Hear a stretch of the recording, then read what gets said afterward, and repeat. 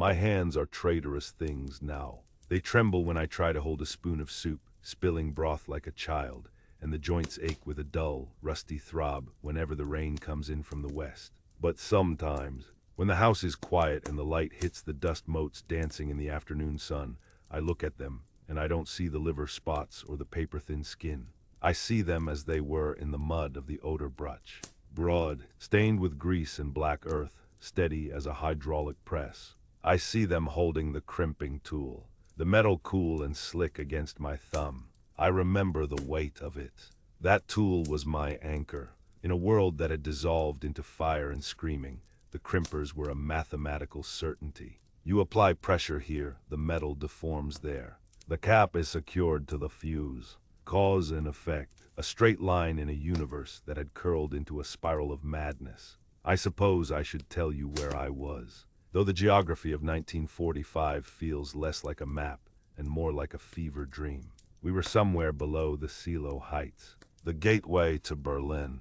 The Germans had flooded the valley, turning the approach into a soup of freezing slurry and submerged mines. We were the first Polish army, the men who had walked out of the Siberian gulags or, like me, had been swept up as the front moved west, trading the gray despair of occupation for the red-starred uniform of a liberator who looked suspiciously like a new jailer. But we didn't talk about politics in the mud. We talked about dry socks. We talked about cigarettes. Mostly, we didn't talk at all. I was cleaning the crimpers. That's what I remember most vividly. The obsessive need to wipe the grit from the hinge mechanism. In Lodz, before the world broke, I worked at the Schabler factory. I wasn't just a worker. I was a machinist. I understood the language of metal. I knew that a machine hums when it is happy and screams when it is in pain.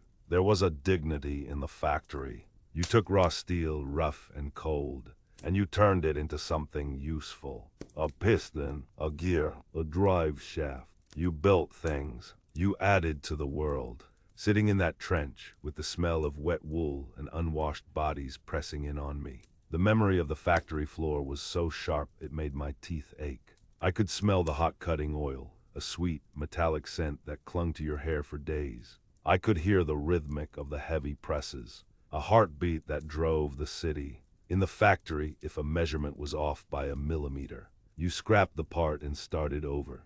The metal forgave you. It just went back into the crucible. War has no crucible for mistakes. That was the fear, not the dying. You accept the dying after the first week. It's the silence that terrified me.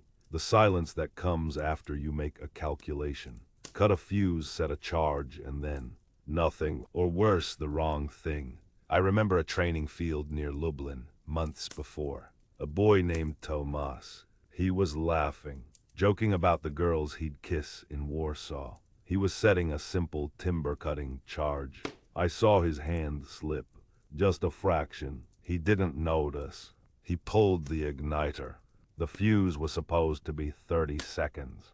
It was 3. The sound wasn't a bang. It was a slap, a sudden compression of the air that punched the breath out of us. Then the silence. The smoke cleared and Tomas wasn't there. Just a red mist and a crater where a boy had been. That silence, the space where his laughter should have been. That was what haunted me. The realization that my knowledge of leverage and fulcrums, the very skills that made me a good sapper, were now the arbiters of who went home and who became part of the geography. Kowalski. The whisper didn't startle me. I didn't jump. I just stopped wiping the crimpers. It was the kid, Piotr.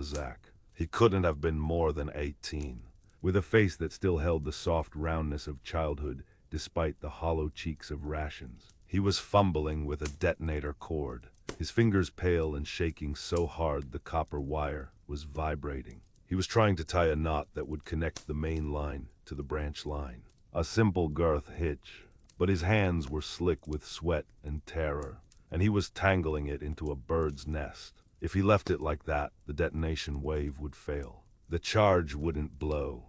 The wire would just burn, and the obstacle ahead, some devilish tangle of barbed wire and logs, would remain. The infantry would charge, hit the wire, and the German machine guns would turn them into meat, all because of a bad knot. I didn't say a word. I just reached out. My hand, scarred and thick, covered his trembling ones. He froze, looking at me with eyes like a trapped hare. I gently pried his fingers off the copper. The cold of the metal bit into my skin. I untangled the mess, my movements slow, deliberate. The logic of the knot was perfect. It was structure. It was safety. I looked at him and nodded. He let out a breath that shuddered through his whole small frame. He didn't say thank you. You didn't say thank you for things like that. You just survived. The air around us was vibrating. For 3 hours, the artillery had been hammering the heights. It was a physical sensation, a constant pressure against the eardrums, a rattling in the ribcage.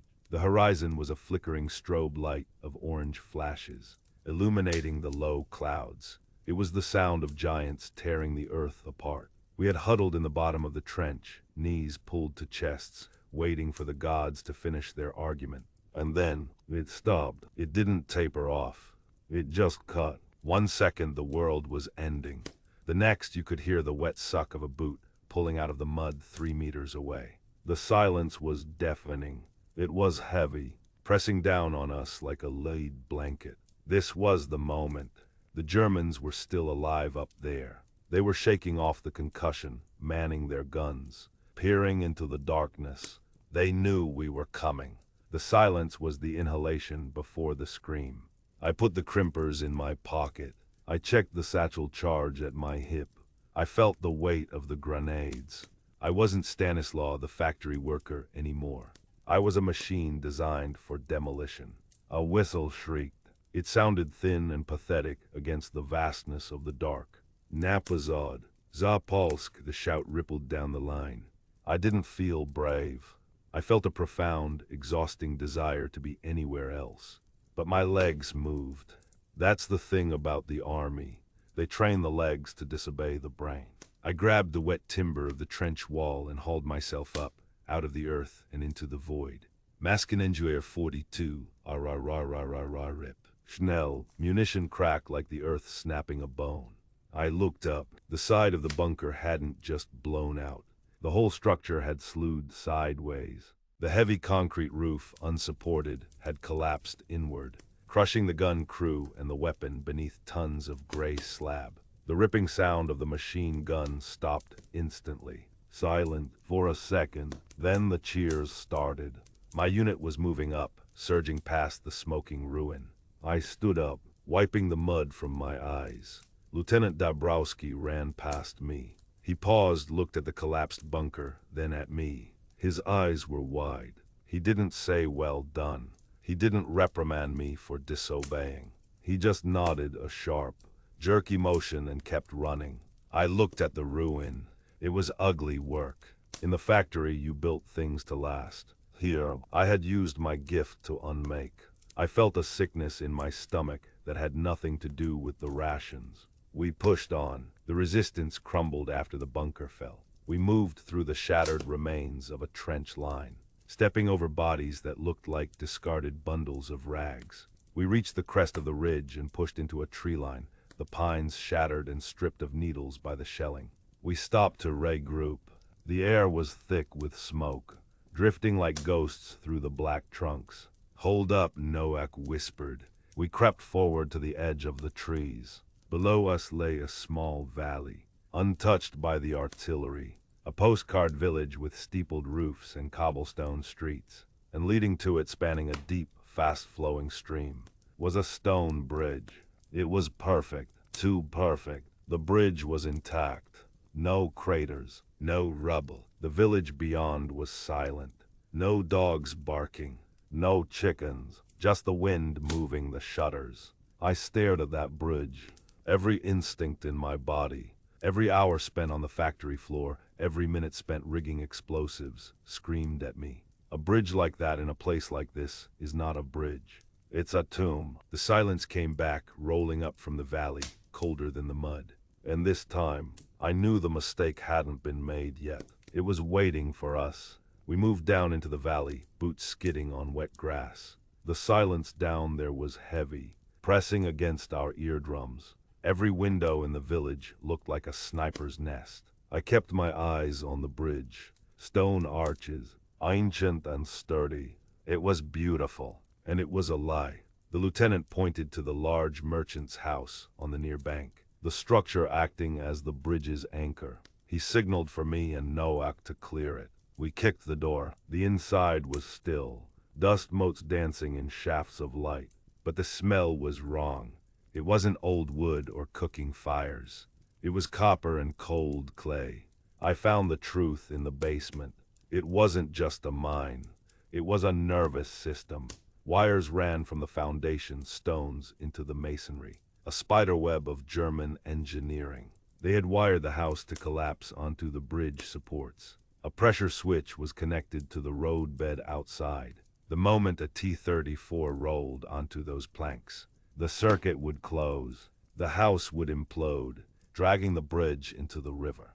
Noak saw the explosives and backed away. He whispered for me to blow the house. That was the protocol. Destroy the obstacle to save the column. But then I heard it. A scrape of shoe against stone behind the coal chute. I looked, eyes in the darkness. Civilian, a woman and 2 children, huddled in the one place they thought was safe. If I followed orders, I killed them. If I did nothing, the tanks crossed and the Germans killed us all. I looked at the mechanism. A barometric trigger paired with a tension spring.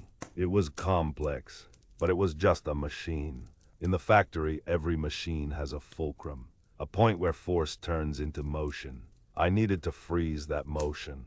I grabbed a rusted iron poker from the fireplace.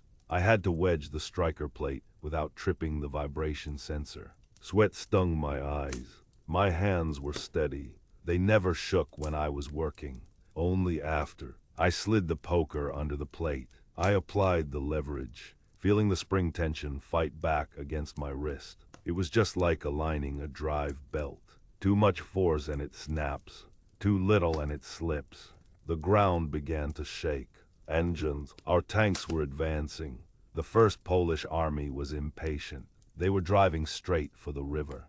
I had seconds. The poker held the plate, but a secondary anti-tamper circuit was live. 2 wires twisted together near the battery pack. A red one and a blue one. No time to trace them to the source. The floorboards vibrated above me, dust falling from the ceiling joists like snow. The tank treads hit the start of the bridge planks. The entire house groaned. The load was shifting. I had to break the connection. I raised my cutters. I didn't think about the war or the glory or the hatred. I thought about the loom in Lodz. When the pattern is wrong, you cut the feed. I closed my eyes. I squeezed the handles. I didn't explode. The darkness was just my eyelids squeezed shut. I opened them. The red wire was severed, curling away like a dead snake. The house groaned again, a deep, settling sound, but the walls held. Above me, the thunder of 30 tons of steel rolled past. Then another. Then the shouting of infantry running across the bridge. I slumped against the coal chute, the wire cutters slipping from my fingers. I was trembling now. Noah came back down, his face pale. He saw the cut wire. He saw the woman weeping silently in the corner. He didn't say a word. He just pulled me up and offered me a cigarette. When I walked out into the sunlight, the column was moving. The bridge stood firm, carrying the weight of our liberation. Lieutenant Dabrowski was waiting. He looked at the house, then at the bridge, then at me.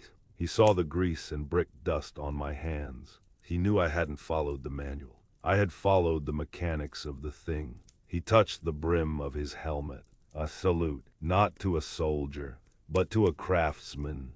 That was the moment I stopped being just a factory hand with a rifle. I had looked into the guts of the destruction and unmade it. But you don't walk away from a thing like that whole. I am an old man now.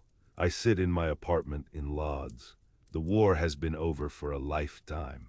But I cannot walk past a building without undressing it with my eyes. I look at the palace of culture and I don't see majesty. I see the load-bearing pillars. I look at a bridge and I don't see a crossing.